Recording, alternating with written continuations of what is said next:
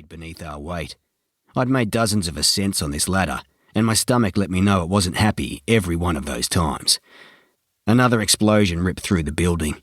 The windows on the level below us burst outward, ejecting a million projectiles that reflected spears of light from the massive spotlights on the fire truck. At the top of the ladder, I clutched the handrail, gripped the hose nozzle, and waited for Trevor to join me. My partner was a 40-year firefighting legend in risky shores. He'd done his rookie years at our station and never left. If the rumours were correct, he'd never even had a sick day. I respected that. That was how I liked to operate. "Get up here, Trevor," I called over my shoulder. Trevor was having knee issues lately. Not that he would admit it.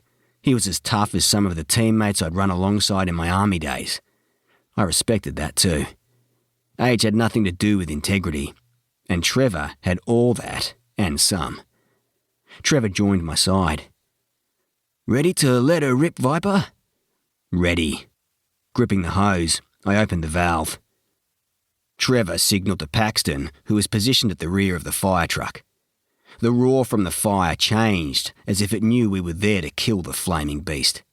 The hose bucked in my arms, and as high-pressure water spewed from the spout, I aimed the stream through the shattered window. Thick smoke became dark grey, and the flames roared as if protesting my assault. The remaining pane in the massive window cracked and popped out like the factory was ejecting waste.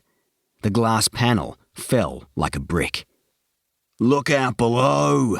I hollered. Not that they would hear me. This fire was louder than any I'd tackled before. The glass hit the concrete, exploding into a million shards. Thank Christ nobody had been beneath it. In our race to get here from the fire station, Trevor had given his opinion of what we could expect to find once we arrived. The big old factory looked like a mountain of rusty metal and gave the illusion it wasn't combustible. But the reality was the opposite. Every inch of that metal could be cloaked in nearly a century of sugar dust. And due to the hydrogen in sugar, that shit could ignite like a powder keg. If we didn't get those tourists out of there ASAP, they were fucked. The last of the flames spewing out the window snuffed out. I shut the hose and pushed back my helmet. "I'm going in, Trevor."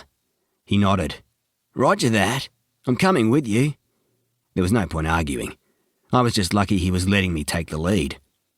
At 33 years old, I was probably the oldest rookie Risky Shores Fire Brigade had ever had. I'd done 5 years in the army, but none of that mattered. I was still the rookie. Trevor letting me enter ahead of him proved he believed in me, which meant a hell of a lot. Even I didn't believe in me, not when everything I touched turned to shit. I pressed the button on my mic. "Captain Murray, this is Viper. Trevor and I are entering the building." "Roger that. Stick together and watch your backs." "Yes, sir." "Captain, how's that backup looking?" Trevor asked. "Not good. Rosebud has a fire in an apartment with 80% occupancy that's taking priority." "Understood." "Let us know if that changes," Trevor said. "Will do. Over." Our fire crew comprised of just 6 men. A small town like Risky Shores usually didn't need more firemen than that.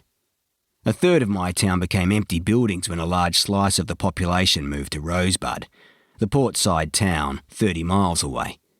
I grew up in Rosebud, but there wasn't a hope in hell that I would return there, not after what I'd done. When I was booted out of the army, I drifted around for a few months before my team leader, Blade, convinced me to move here. I'd been here 2 years, which was long enough for me to call it home. I pressed the button to extend the ladder closer to the building. After stopping a foot off the window opening, I jumped through the gap. My steel-toed boots thudded on a metal landing, and I shuffled aside for Trevor's entrance. From my vantage point, I overlooked a vast section of the sugar mill. Fires dotted the whole damn place. Through the middle of the factory, enormous silos were stacked in 2 rows like dominoes. 4 had exploded outward as if giant beasts had clawed out of them, and flames engulfed the metal inside and out. I did not want to be alongside one of those when they burst open. The place was a massive maze of pipes.